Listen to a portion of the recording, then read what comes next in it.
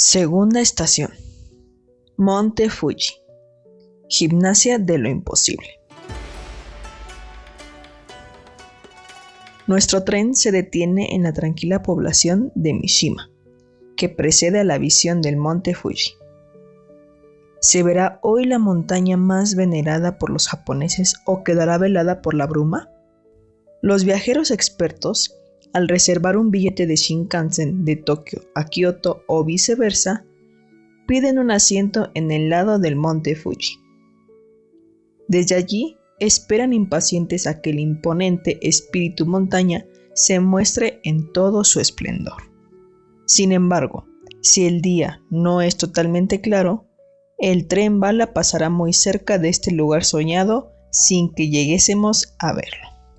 El Monte Fuji siempre está allí, como todo gran objetivo de nuestra vida, pero a veces las nieblas mundanas hacen que nos resulte invisible.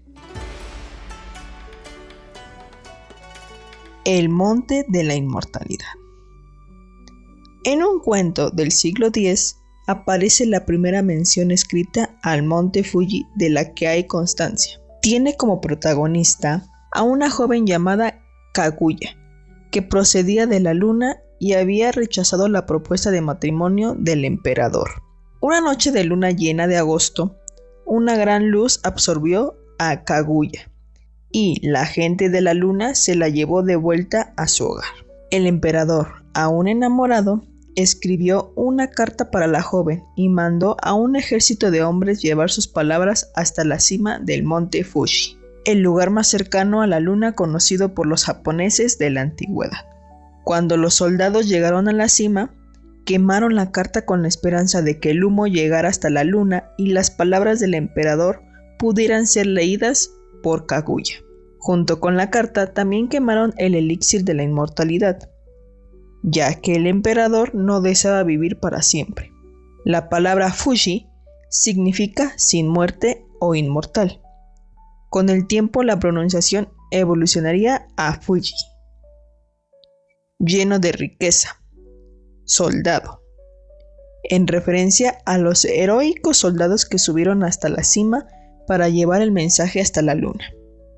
Desde entonces, se cree que cuando el Monte Fuji entra en erupción, el humo transporta las palabras del emperador hasta nuestro satélite para comunicarse con Kaguya, representando el amor y la eterna esperanza por convertir lo imposible en posible. La aventura de Sir Rutherford Alcock. Sin embargo, la primera persona de la que tenemos noticia que subiera hasta la cima siempre nevada del volcán no fue un soldado del emperador, sino un monje budista en el año 663. Hasta ese momento se había considerado imposible alcanzar la cima, pero con el tiempo, ese imposible fue superado por cada vez más personas. Aún así, hasta el inicio de la era Meiji, en el siglo XIX, ninguna mujer ni ningún extranjero habían podido escalar el Fuji, al ser un monte sagrado. El primer no nipón en coronar la blanca cima fue el diplomático británico Sir Rutherford Alcock en 1860. Los oficiales japoneses le dijeron que a finales de noviembre era una temeridad subir, que no lo conseguiría porque las condiciones meteorológicas lo hacían imposible. Además, un tifón se estaba acercando a Japón. Cuando el británico comenzó a subir el Monte Fuji, efectivamente, el tifón estaba llegando. Algunos oficiales del gobierno japonés dijeron que era un mensaje de los dioses para advertir de que aquel era un lugar prohibido para los extranjeros.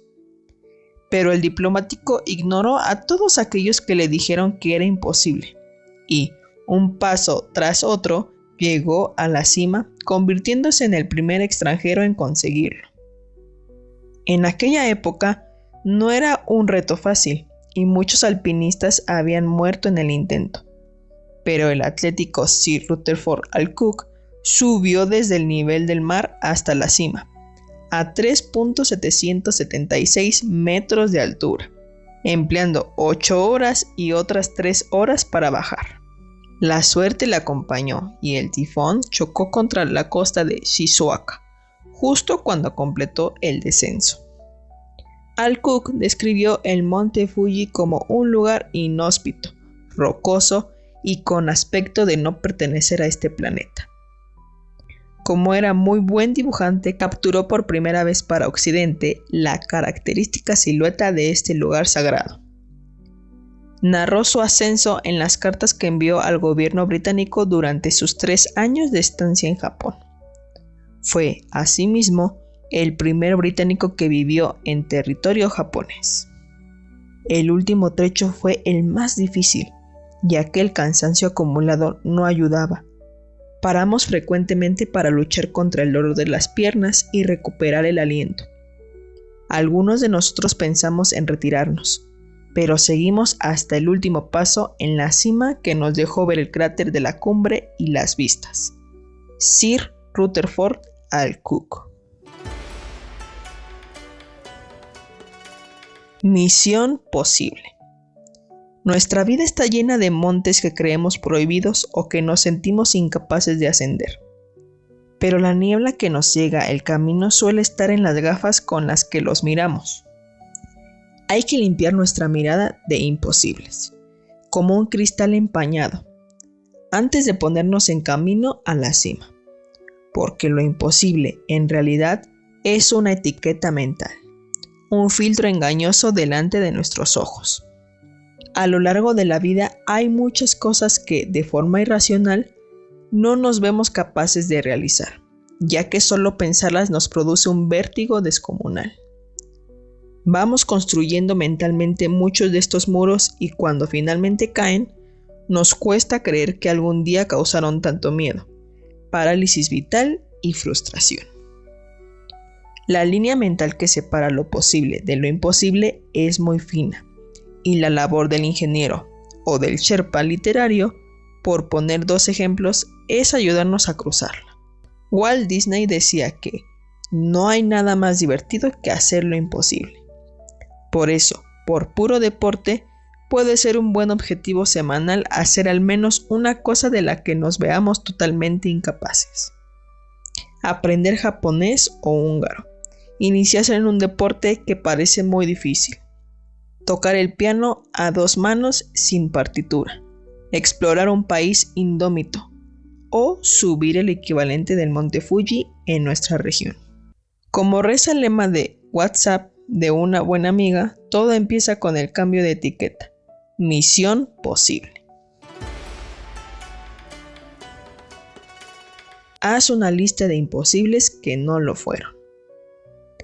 Un ejercicio muy poderoso para limpiar nuestro horizonte de frenos, prejuicios y cosas que creemos no poder hacer es recordar aquellos imposibles que resultaron no serlo.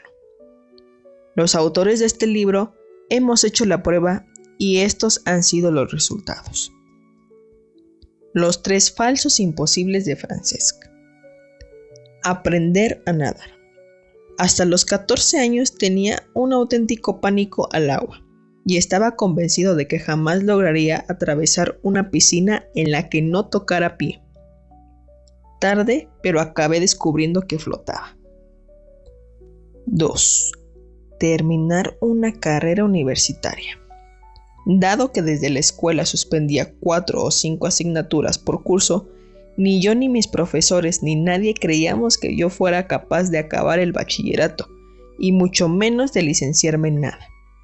Cuando me saqué ese prejuicio de encima, hice una carrera entera en alemán. 3. Tener novia. También eso lo veía imposible hasta los 23 o 24 años. Ya que las chicas que me gustaban me parecían divinidades o extraterrestres fuera de mi alcance. En el momento en que me di cuenta de que eran como yo, con sus propios miedos, dudas y deseos, desapareció aquella aura de imposibilidad. Los 3 falsos imposibles de Héctor. 1. Trabajar en el CERN.